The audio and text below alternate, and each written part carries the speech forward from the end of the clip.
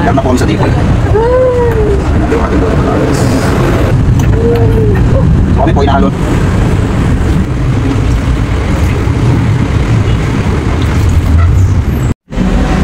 May baba ako yung mga ibang laman dito.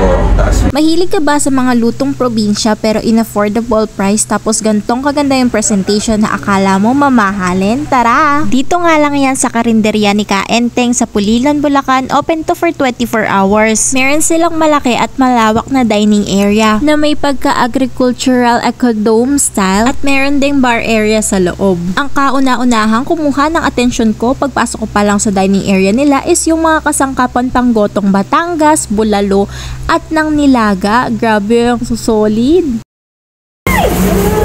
Yan po.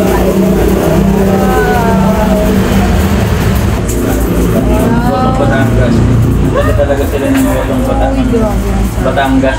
And this is what we ordered sa mga best sellers sa menu ng karinderya ni Kaenteng. Grabe sa presentation pa lang, panalong-panalo na. Tatlong klase ng luto ng itik yung in-order namin. Merong classic fried itik, merong adobong itik, and yung favorite ko na kalderetang itik. Wala kang malalasahang lansa sa mga itik series nila, in fairness. Yung beef pares with bone marrow nila, the best. Ang laki ng bone marrow. At isa sa mga nag-stand out talaga sa akin sa menu nila is yung kanilang crispy kare-kare. Grabe, sobrang lasang-lasa yung peanut nito. The best crispy kare-kare I've ever tried so far. Meron ding dinakdakan na perfect for pulutan. Then syempre we tried their best selling bulalo na hindi mo na kailangan dumayo ng Tagaytay dahil dito pa lang sa karinderya ni Kaenteng sobrang solid na ng mga bulalo. At ang pinaka-favorite ko sa lahat at ang talagang babalik-balikan ko dito ng paulit-ulit is yung kanilang gotong Batangas. Grabe, sobrang solid at talagang nag-uumapaw yung laman ng gotong Batangas nila dito. Hindi sa OA lang ako ha, pero kompleto talaga yung recados ng gotong Batangas nila dito.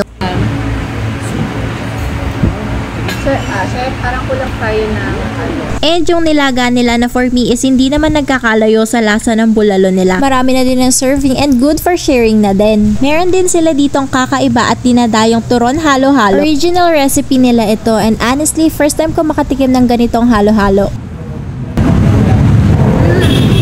harap.